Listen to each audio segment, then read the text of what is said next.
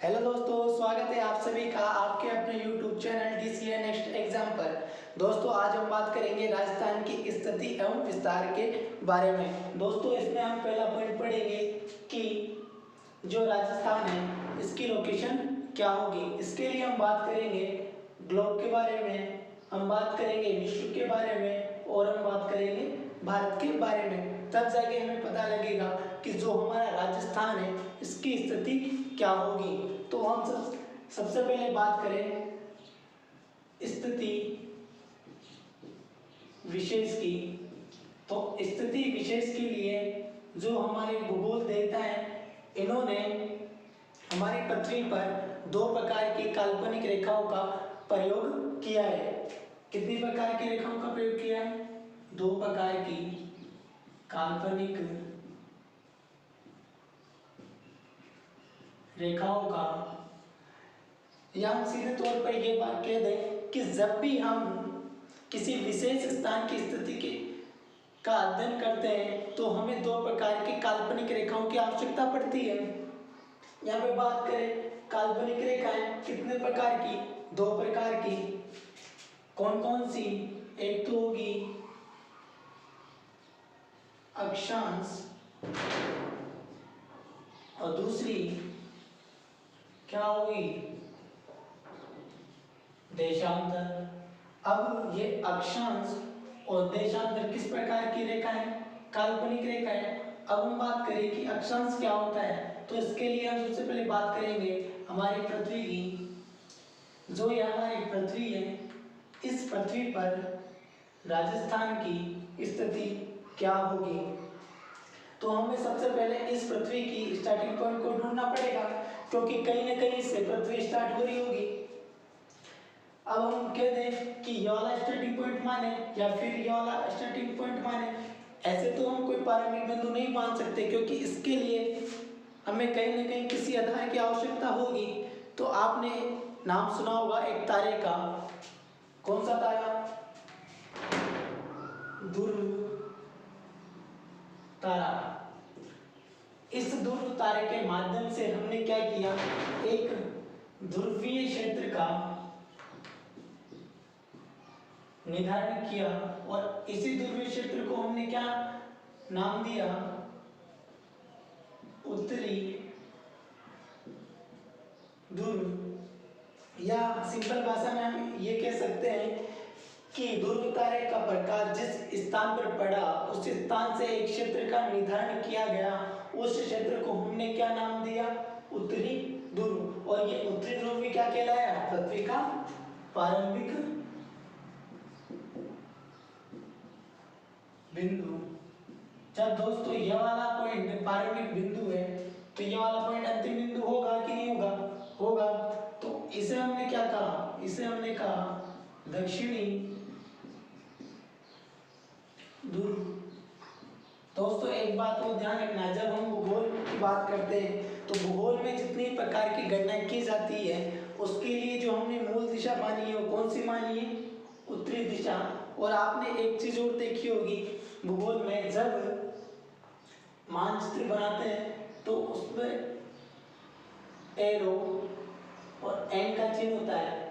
इसका अर्थ क्या होता है कि जो हमारी पृथ्वी है उसका जो निर्धारण किया गया है वो किस दिशा के माध्यम से किया गया है? उत्तरी दिशा के माध्यम से किया गया है। अब हमें यहाँ पे ये पता लगा कि यह वाला भाग तो हमने उत्तरी ध्रुव कहलाया और ये वाला भाग क्या कहलाया? दक्षिणी ध्रुव।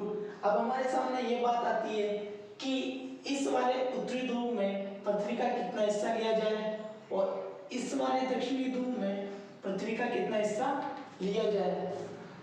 इसके लिए हमने क्या किया कि पृथ्वी के केंद्र से हमने एक क्या खींच दी?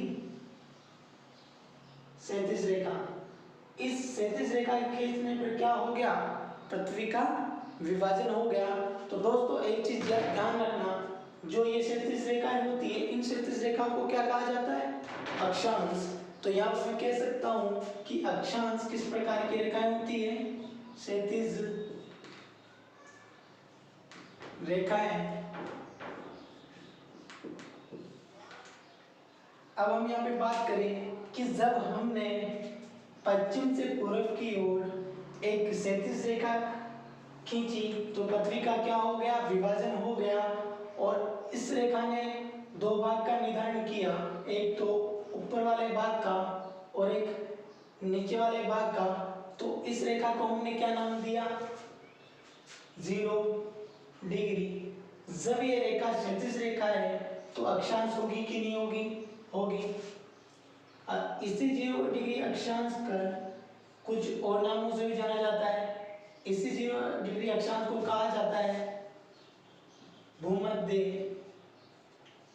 रेखा, और इसी 0 डिग्री अक्षांश को कहा जाता है विषुवत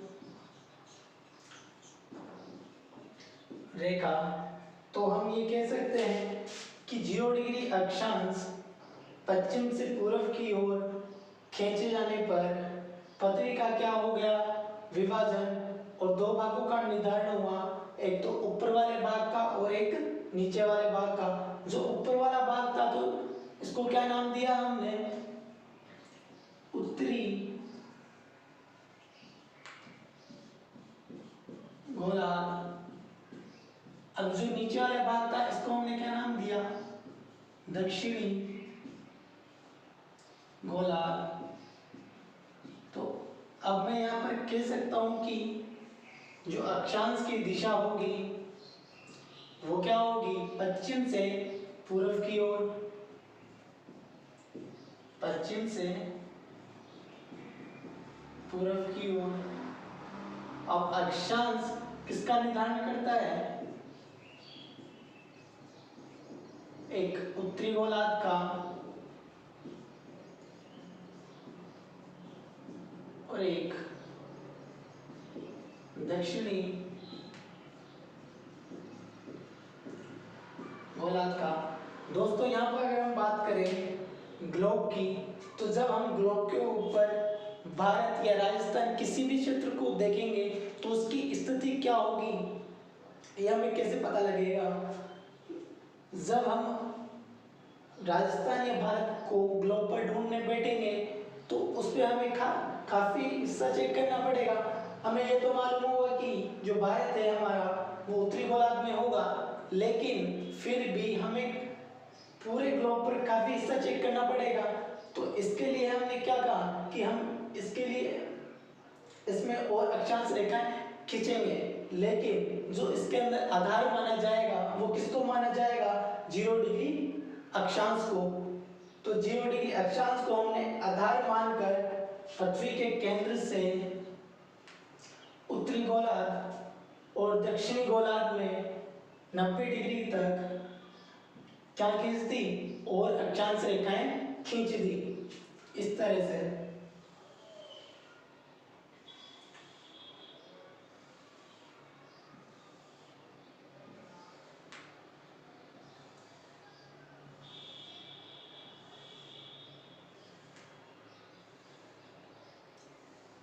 तो अब हम यहाँ पर ये कह सकते हैं कि जो हमारे अक्षांश होगा इसका अधिकतम पोजीशन क्या होगा, 90 डिग्री उत्तर की ओर या 90 डिग्री दक्षिण की ओर।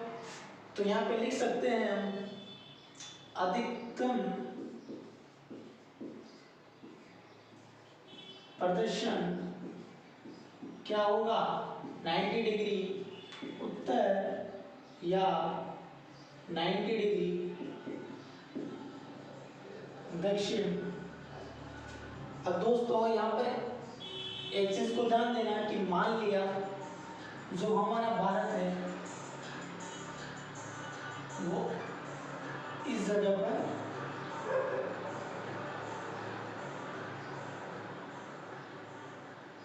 स्थित है, जो हमारा भारत होगा वो इस वाले अक्षांश के ऊपर और इस वाले अक्षांश के नीचे होगा। लेकिन जब हम भारत को ग्लोब पर ढूंढने बैठेंगे तो हमें क्या करना होगा, इस अक्षांश रेखा और इस अक्षांश रेखा के बीच में ढूंढेंगे, लेकिन फिर भी हमें इन दोनों अक्षांशों के मध्य काफी हिस्सा चेक करना पड़ेगा। तो इसके लिए हमने क्या कहा कि इसमें हम और रेखा खींचेंगे। कैसी रेखा खींचेंगे? ऊर्ध्वाधर रेखा। अब इन्हीं ऊर्ध्वाधर रेखा को हम क्या कहते हैं? देशांतर। तो यहाँ पर कह सकता हूं मैं, जो देशांतर होगा वो कैसा होगा? ऊर्ध्वाधर रेखा। जो हमने ये ऊर्ध्वाधर रेखा खींची वो कहां से कहां तक खींची? उत्तरी ध्रुव से दक्षिणी ध्रुव। जब हम इस ऊर्ध्वाधर रेखा को उत्तरी ध्रुव से दक्षिणी ध्रुव तक खींचेंगे तो ये दोनों जुड़ जाएंगे। तो यहाँ पर मैं कह सकता हूँ कि जब हमने उत्तरी ध्रुव से दक्षिण ध्रुव तक ऊर्ध्वाधर रेखा खींची तो पृथ्वी का क्या हो गया? पुनर्विभाजन हो गया। पृथ्वी पुनः दो भागों में बट गई। तो इसकी जो दिशा होगी वो क्या होगी? उत्तर से दक्षिण की ओर। तो मैं यहाँ लिख सकता हूँ कि जो देशांतर है इसकी दिशा होगी वो क्या होगी? उत्तर से दक्षिण की ओर। या फिर मैं ये कह सकता हूँ कि उत्तरी ध्रुव को दक्षिण ध्रुव से मिलाने वाली रेखाएं क्या कहलाएगी? देशांतर। जब हमने यहाँ देखा था कि पृथ्वी के सेंटर से, केंद्र से जो हमने क्षैतिज रेखा खींची थी उसे क्या नाम दिया गया था? 0 डिग्री। तो हम भी इसको नाम क्या देंगे? 0 डिग्री। या हम ये कह सकते हैं जब ये ऊर्ध्वाधर रेखा स्टार्टिंग पॉइंट से शुरू हो रही है तो इसको क्या नाम देंगे? 0 डिग्री। अब जब ये ऊर्ध्वाधर रेखा को हम क्या कहते हैं? देशांतर। तो देशांतर होगा कि नहीं होगा? होगा। अब हम बात करें इस 0 डिग्री देशांतर की, तो दोस्तों ये जो 0 डिग्री देशांतर है इसका निर्धारण जो किया गया था वो किया गया था अंग्रेजों के काल में। लेकिन इसके प्रारंभ की बात की जाए तो ये 0 डिग्री देशांतर हमारे देश भारत से गुजरता था। आपने नाम सुना होगा उज्जैन से, जो मध्य प्रदेश में पड़ता है, शिप्रा नदी के किनारे। लेकिन आपको पता है अंग्रेजों ने हमारे भारत पे शासन किया था, तो उन्होंने क्या कहा? वो लोग अपने आप को ज्यादा महत्व देते थे, तो उन्होंने कहा कि जब इस प्राकृतिक रेखा का निर्धारण किया जा रहा है तो क्यों ना हम इसको अपने देश से करें। तो उन्होंने क्या किया? इस 0 डिग्री देशांतर को भारत से कहाँ ले गए? वो अपने देश में। अपने देश में किस जगह? ग्रीनविच शहर। और ये ग्रीनविच शहर कहाँ पड़ता है? लंदन में। इसी कारण से 0 डिग्री देशांतर को ग्रीनविच रेखा भी कहा जाता है। अब हम यह बात कर रहे थे कि उत्तरी ध्रुव से दक्षिणी ध्रुव पर एक हमने ऊर्ध्वाधर रेखा खींची, उसको क्या नाम दिया हमने? 0 डिग्री देशांतर। अब इस रेखा को खींचने पर क्या होगा? पृथ्वी का पुनर्विभाजन। तो पृथ्वी का पुनर्विभाजन जब ये रेखा कर रही है तो कुछ ना कुछ निर्धारण करेगी। तो इसने निर्धारण किया इस वाले भाग का और इस वाले भाग का। तो हमने जो इन्हें नाम दिया, इस वाले भाग को हमने नाम दिया पश्चिमी गोलार्ध और इस वाले भाग को नाम दिया पूर्वी गोलार्ध। तो मैं यहाँ कह सकता हूँ कि जो देशांतर होगा वो निर्धारण करेगा किसका? एक तो पश्चिमी गोलार्ध का और एक पूर्वी गोलार्ध का। तो मैं यहाँ लिख दूँ निर्धारण पूर्वी गोलार्ध और पश्चिमी गोलार्ध। और आप सब जानते हैं एक पूरे गोले का जो कोण होता है वो कितना होता है? 360 डिग्री। तो जो इसका कोण होगा वो कितना होगा? 180 डिग्री। या तो पश्चिम या 180 डिग्री पूर्व अधिकतम प्रदर्शन। अब हम यहाँ पे बात करें जो अक्षांश रेखाएं होती है, किस प्रकार की रेखाएं होती है? क्षैतिज रेखाएं। अक्षांश की दिशा की बात करें तो पश्चिम से पूर्व की ओर अक्षांश रेखा किसका निर्धारण करती है? उत्तरी गोलार्ध और दक्षिणी गोलार्ध का। अगर अधिकतम प्रदर्शन की बात करें अक्षांश की तो क्या होता है? 90 डिग्री उत्तर की ओर और 90 डिग्री दक्षिण की ओर। यहाँ पर हम बात करें देशांतर की, तो देशांतर किस प्रकार की रेखाएं होती है? ऊर्ध्वाधर रेखाएं।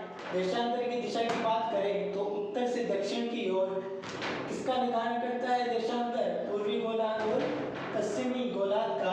अधिकतम प्रदर्शन की बात करें तो 180 डिग्री पश्चिम या 180 डिग्री पूर्व की ओर। अब दोस्तों हमने काल्पनिक रेखा के माध्यम से अक्षांश और देशांतर के माध्यम से क्या किया? पृथ्वी का विभाजन किया। तो इस पृथ्वी का विभाजन करने से इन दोनों काल्पनिक रेखाओं से हमें क्या लाभ मिला, ये हमें पता होना चाहिए। अब देखो हम बात करते हैं कि हमें क्या लाभ मिला इन दो काल्पनिक रेखाओं से। ये क्या थी? देशांतर, और ये क्या था? 0 डिग्री अक्षांश। जब हम ग्लोब पर हमारे भारत की स्थिति देखेंगे तो हमें भारत किस जगह देखने को मिलेगा? इस जगह पर। अब मुझे एक बात बताओ, अगर ये देशांतर नहीं होता तो हम क्या करते? उत्तरी गोलार्ध में भारत को ढूंढते। इसके लिए हमें पूरे ग्लोब पर चेक करना पड़ता कि हमारे भारत की स्थिति क्या होगी। और हमने अगर मान लो कि ये अक्षांश रेखा न होकर केवल देशांतर रेखा होती, फिर हम ग्लोब पर भारत की स्थिति देखते, तो हमें इसके लिए क्या करना पड़ता? पूरा पूर्वी देशांतर चेक करना पड़ता कि नहीं पड़ता? तो अब हम बात करते हैं कि इन काल्पनिक रेखाओं से हमें क्या लाभ हुआ। ये 0 डिग्री अक्षांश रेखा और ये 0 डिग्री देशांतर रेखा के माध्यम से जो हमारा भारत था वो एक भाग में पैक हो गया। अब इन अक्षांश और देशांतर के माध्यम से जब हम भारत को ढूंढेंगे तो कहाँ ढूंढेंगे? ग्लोब पर, उत्तरी गोलार्ध और पूर्वी गोलार्ध में। अब बात करें हम यहाँ पर अक्षांश के माध्यम से भारत की स्थिति की, कि भारत की स्थिति क्या होगी।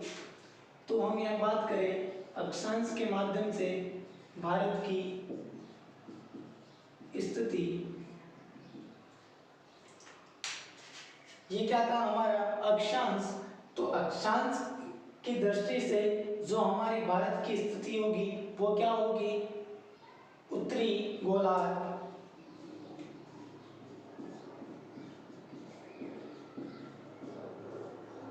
और मैं यहाँ पे बात करूं देशांतर के माध्यम से कि जो हमारा भारत है इसकी स्थिति क्या होगी। इस वाले भाग को हमने क्या कहा था? पश्चिमी गोलार्ध। तो इस वाले भाग को पूर्वी गोलार्ध। जो देशांतर के माध्यम से हमारे भारत की स्थिति होगी वो क्या होगी? पूर्वी गोलार्ध। तो मैं यहाँ कह सकता हूँ पूर्वी गोलार्ध। लेकिन जब हम बात करें अक्षांश और देशांतर दोनों के माध्यम से जो हमारा भारत है इसकी स्थिति होगी वो क्या होगी? उत्तर पूर्वी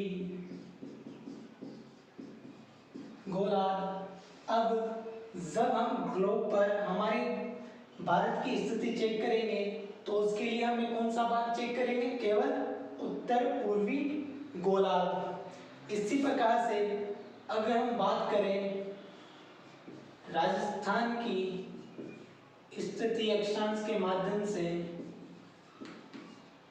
और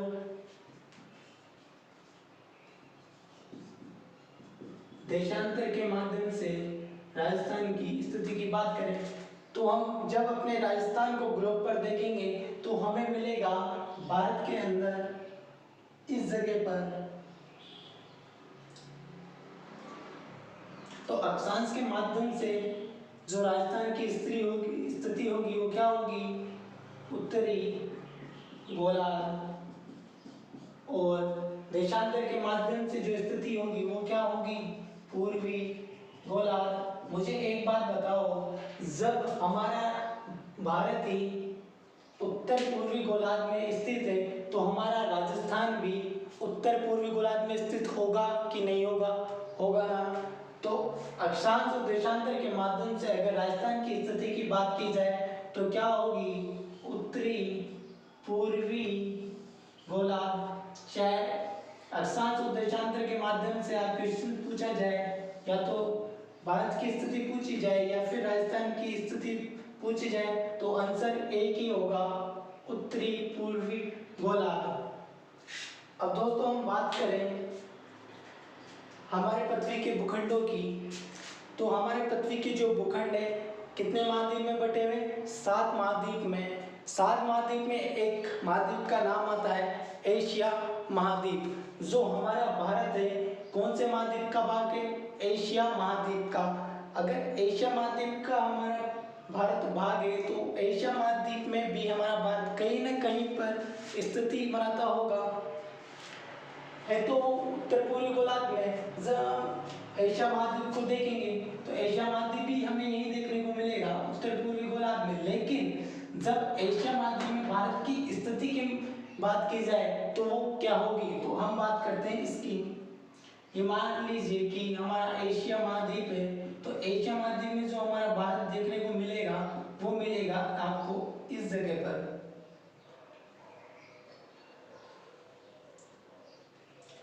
अब यहाँ से अगर भारत की स्थिति की एशिया महाद्वीप में बात की जाए तो क्या होगी, दक्षिण में। ठीक है, अब हम बात करते हैं कुछ इंपॉर्टेंट पॉइंट्स की।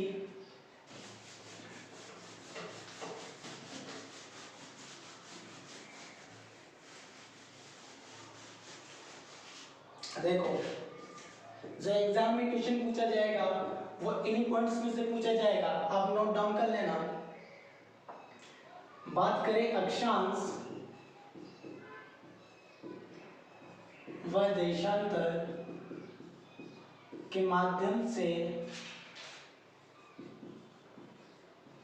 राजस्थान और भारत की स्थिति क्या होगी, तो हमने लिखा था ग्लोब पर जो भारत की स्थिति होगी वो क्या होगी, अक्षांश और देशांतर के माध्यम से ग्लोब पर भारत की स्थिति होगी उत्तरी पूर्वी गोलार्ध में।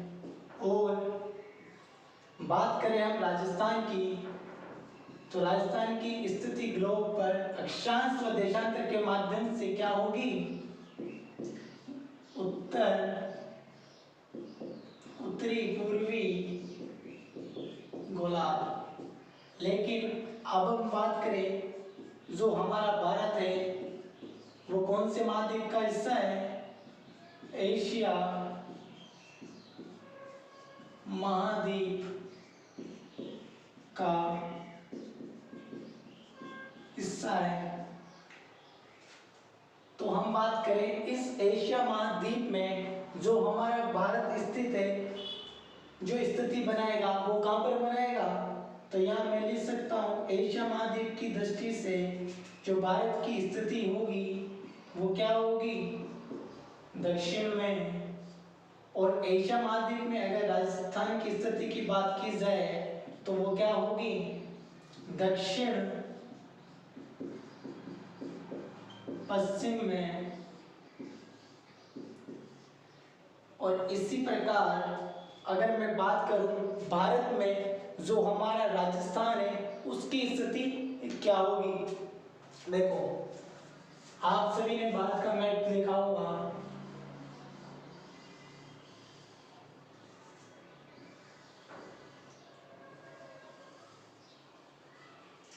कुछ इस तरह से हमारा भारत का मैप होता है। जब इस भारत के मैप पर आप हमारे राजस्थान की स्थिति देखेंगे तो होगी इस जगह पर। किस जगह पर, इस जगह पर। आप सभी को पता है ये वाली दिशा उत्तर कहलाती है, ये वाली दिशा दक्षिण कहलाती है, ये वाली दिशा पश्चिम और ये वाली पूर्व कहलाती है। तो जो हमारा राजस्थान भारत पर स्थिति बनाएगा वो उत्तर और पश्चिम दिशा के मध्य बनाता है। तो इस दिशा को क्या कहा जाता है, उत्तर पश्चिम। तो मैं यहाँ कह सकता हूँ भारत के संदर्भ में जो राजस्थान की स्थिति होगी वो क्या होगी, उत्तर पश्चिम में। अब दोस्तों ध्यान रखना, अगर आपसे पूछा जाए अक्षांश और देशांतर के माध्यम से भारत की स्थिति, तो वो क्या होगी? उत्तर पूर्वी गोलार्ध। अगर राजस्थान की स्थिति भी अक्षांश और देशांतर के माध्यम से पूछ ली जाए तो वो क्या होगी? उत्तरी पूर्वी गोलार्ध। अगर आपसे बात की जाए एशिया महाद्वीप की दृष्टि से भारत की स्थिति की, तो वो क्या होगी? दक्षिण। आपसे बात की जाए एशिया महाद्वीप की दृष्टि से राजस्थान की स्थिति क्या होगी? दक्षिण पश्चिम में। अगर बात के संगम में राजस्थान की स्थिति पूछ ली जाए तो वो क्या होगी? उत्तर पश्चिम में। उत्तर पश्चिम में। तो ये थी दोस्तों आज की हमारी क्लास राजस्थान की स्थिति के बारे में। जो भी क्वेश्चन आपसे एग्जाम में पूछा जाएगा वो यहीं से पूछा जाएगा, राजस्थान की स्थिति के बारे में। तो दोस्तों आज के लिए इतना ही। अगली क्लास में हम पढ़ेंगे कि जो राजस्थान है इसका अक्षांशीय और जो देशांतरी विस्तार है वो क्या है। तो दोस्तों जो भी क्वेश्चन हो आप कमेंट बॉक्स में करके बताइएगा, उसके आंसर मैं दूंगा। और आपको अगर आज की क्लास पसंद आई हो तो लाइक शेयर करना मत भूलना। मिलते हैं अगले वीडियो में, तब तक के लिए जय हिंद जय भारत।